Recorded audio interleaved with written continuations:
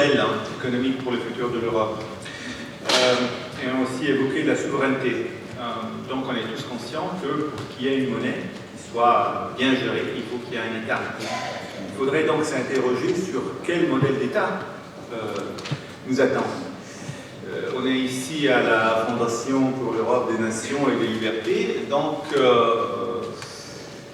il faudrait peut-être un peu réfléchir sur la nation. La question qui m'a fait entrer dans le débat en Italie, je vous l'ai dit, en tant qu'économiste qui se voulait progressiste, était pourquoi les économistes progressistes ne s'occupent pas de problèmes tels que l'euro, voire plus tard l'immigration, qui sont des problèmes pour les couches les plus démunies de la population. Donc en principe, on s'imagine la gauche comme quelque chose qui défend le travail et le peuple, et tu vois qu'elle soutient un projet qui est fait pour le capital, et qui en plus, il a comme soupape le mouvement incontrôlé du peuple.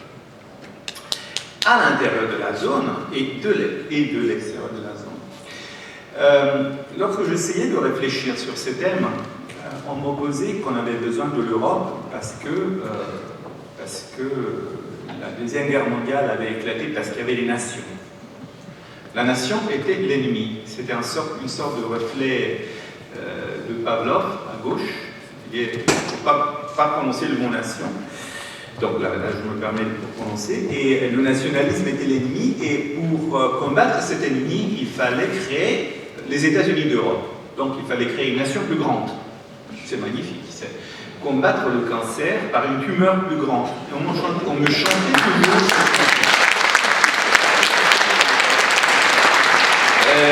C'était parce que les nations nous avaient apporté la guerre. Donc il fallait créer un État plus grand qui nous permettrait de combattre mieux avec la Chine.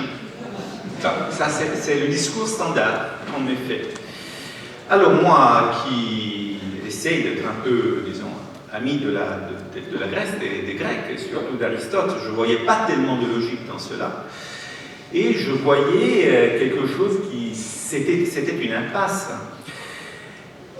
Le véritable nationalisme me paraît aujourd'hui les nationalismes européistes, cette idée des États-Unis d'Europe qui ne nous amène nulle part et qui crée des phénomènes pervers dans certains corps électoraux. Par exemple, imaginez-vous ce qui arrive, Madame Negroponte nous l'a dit, et même en Italie c'est la même chose, l'adhésion des pays du sud de l'Europe au projet européen est en quelque sorte une forme de nationalisme.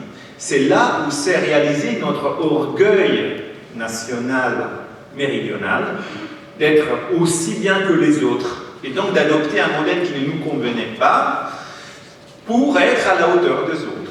Ceci est du nationalisme en soi. Nous ne sommes pas moins que les autres. Voilà, donc ça ne marche pas. Pour faire digérer ce projet d'État national, on a créé niveau européen, une maquette d'État démocratique qui n'en est pas un. Il faut réfléchir sur la qualité des institutions européennes. Les institutions européennes sont des institutions qui violent le principe de la séparation de pouvoir, où l'exécutif, la Commission européenne, a un pouvoir d'initiative législative qui est un monstre juridique, où le Parlement et les parlementaires, donc quelqu'un qui est peut-être ici, se voient plutôt comme des technocrates que comme des représentants d'intérêts politiques et se vantent chez leurs citoyens de travailler sans un véritable jeu de majorité et opposition. Moi j'ai entendu des personnes de gauche dire mais oui, mais moi au Parlement européen je travaille bien parce que vous voyez la majorité et l'opposition ça n'existe pas, il n'y a pas de jeu politique. Mais est-ce que c'est...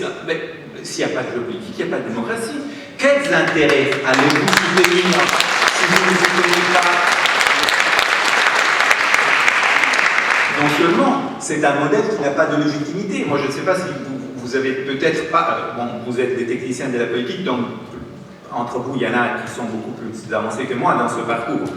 Ils auront peut-être remarqué que la crise grecque, la crise européenne, et notamment la crise grecque, a été gérée par un organe politique qui en fait n'a presque de légitimité dans les traités, qui est l'Eurogroupe. L'Eurogroupe qui est quelque chose qui n'existait pas dans le traité de Maastricht, que l'on a introduit en 1997 comme un organe qui avait une fonction consultative mais pas exécutive et qui petit à petit s'est glissé jusqu'à devenir l'organe qui gère en fait l'eurozone. Comment on est arrivé à cela? On est arrivé à cela parce que M. Dominique Strauss-Kahn, vers la fin de la deuxième moitié des années 80, avait compris une chose, que si on ne crée pas quelque chose qui puisse ressembler à un ministre du Trésor de la zone euro, les gens auraient compris que dans la zone euro, c'était la Banque centrale qui commandait sans aucun contrepoids. Et c'est pour cela qu'on a créé le groupe qui était une structure fictive. Et cette structure fictive, par contre, elle a pris. Et du fait de ne pas, elle a pris pouvoir, et du fait de n'être pas réglée par les traités, il a pu se permettre à des choses fantastiques. Par exemple, ils se sont convoqués pour parler de la Grèce en excluant le ministre grec, qui se trouvait être M. Varoufakis. Et on lui a dit, et on lui a jeté à la figure, écoute, dans les traités, nous ne sommes pas réglés, donc nous faisons comme nous voulons, et tu restes dehors. Vous savez que ça s'est passé. Ça s'est passé en Europe, dans l'Europe démocratique, au mois de juin de l'année dernière. Est-ce qu'il y aura besoin de dire quelque chose d'autre? Et en plus, c'est un modèle totalitaire. Le collègue hollandais l'a bien rappelé. Il y a l'acquis communautaire, qui s'appelle en français, même en italien, même en Italie on dit acquis communautaire, donc c'est un peu de votre faute. Et soit tu es compliant, et ça je vous le dis en anglais, avec l'acquis communautaire, soit tu ne rentres pas. Mais donc l'acquis communautaire c'est 36 000 normes environ, et comment pensez-vous que ce soit possible de gérer l'entrée ou la sortie, ou même la coopération d'un pays avec ce totem à respecter? Il y aurait des modèles différents, des modèles plus flexibles. Par exemple, les politologues s'en sont occupés. Moi, je pense ici à Bruno Frey qui proposait des juridictions superposées. Et il faisait un exemple très éloquent à la fin des années 90. Bruno Frey, il enseigne en Suisse, à l'Université de Saint-Gall, et il disait qu'il faudrait que les États soient libres de coopérer dans les domaines où ils ont un avantage. Écoutez quel exemple qu'il faisait. Il faisait cet exemple qui est, disons, nous rappelle beaucoup de choses qui ont été évoquées aujourd'hui. L'Allemagne a un problème démographique. Nous tous le savons. La Turquie, par contre, elle a une population qui croît assez vite. Donc, il serait possible de permettre une coopération sur le marché du travail à l'Allemagne et à la Turquie, en quelque sorte faire entrer par ce biais la Turquie en rapport avec un État européen, sans s'inquiéter du fait que les droits humains, oui, c'est important, mais c'est une partie de l'affaire, il faut coopérer sur là où on a un avantage de faire. Par contre, non. Pourquoi? Parce que la Turquie ne respecte pas les droits humains, etc. etc. On est tous d'accord. D'ailleurs, l'Allemagne ne les a pas respectés non plus dans le siècle dernier, ni nous non plus. Hein, ça arrive, n'est-ce pas? Quel est le résultat? La Turquie est restée dehors, et dans dehors, emploie les réfugiés syriens comme arme de chantage pour se faire donner de l'argent avec lequel elle bombardent les Turcs. Donc, est-ce que ça se respecte? On est avancé en quoi? On est avancé en quoi avec ce système? Autant on aurait fallu avoir un système plus flexible. Il faut penser qu'il n'y a pas que l'euro et la BCE. Il y a les institutions européennes, il y a le droit communautaire, il y a la Cour de justice des Unions européennes qui a pris une puissance énorme et dont personne dans le peuple ne sait rien. Il y a beaucoup de choses sur lesquelles il faut réfléchir. La monnaie en est une, elle est la plus symbolique. Tout le monde la touche, la manie, croit savoir ce que c'est. Mais le projet impérial européen n'a pas que la monnaie comme élément important. Donc, si je pense à un futur pour l'Europe, c'est un futur de coopération, bien sûr, forcément, comme ça a toujours été. Hein, du fait d'avoir des enfants, je réétudie régulièrement l'histoire. Je suis en ce moment à l'âge où Charles VIII est venu nous rendre visite, sur invitation d'un Milanais d'ailleurs, qui n'était pas Claude de Gaulle, mais Ludovico il Moro. Et il a fait un peu de dégâts, mais bon, après ça a continué. Donc, nous nous sommes toujours battus les uns avec les autres. La solution européenne, c'est abolir le conflit. Comment? En éloignant la démocratie des citoyens et en effaçant complètement les processus humanitaires. La lutte est quelque chose qui existe en fait. Le conflit doit trouver des lieux de médiation démocratique. Et Bruxelles n'est pas un lieu de médiation démocratique. Ça, il faut qu'on se le dise. Donc, j'ai encore une minute, et ce minute, je le dédie au reste du monde, qui existe. Vous voyez, l'Europe, le projet européen, est un signe très clair d'une mentalité très eurocentrique. Nous sommes en train de faire quelque chose que dans le monde, aucun peuple n'a fait.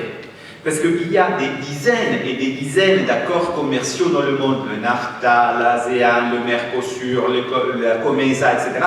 Et seulement nous avons décidé qu'il était essentiel de mettre, de compléter ces accords avec une union monétaire et avec une union politique. Peut-être parce que nous nous croyons mieux des autres, mais les résultats nous montrent que nous ne le sommes pas. Ayant fait ce que personne n'a fait, nous sommes en train d'échouer. Donc il faudrait bien réfléchir à tout cela. Mais il y a une chose, et la chose est la suivante. On avait parlé tout à l'heure capital-travail. En 15 secondes, le capital a commencé à gagner sur le travail au début des années 80, et c'est très clair que c'est la déréglementation des marchés financiers qui a été la massue qui s'est abattue sur les crânes des salaires des travailleurs. Si vous êtes capitaliste, ça vous fait plaisir, mais au bout d'un moment, quand vous êtes les seuls capitalistes au monde, et vous avez autour de vous 7 milliards de pauvres, vous mourrez aussi. Donc il faudrait trouver un point d'équilibre.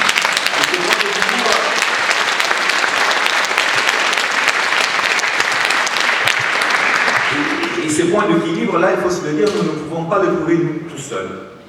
Je veux dire comme Européens, voire comme Français, voire comme Italiens. Ce point d'équilibre, il faut qu'on le trouve avec nos partenaires. Il doit passer forcément par une réglementation des marchés financiers qui est celle qui nous a accompagnés de la fin de la Deuxième Guerre mondiale jusqu'aux années 80. Il serait souhaitable qu'on arrive à construire un processus démocratique autour de ce projet sans une autre guerre mondiale.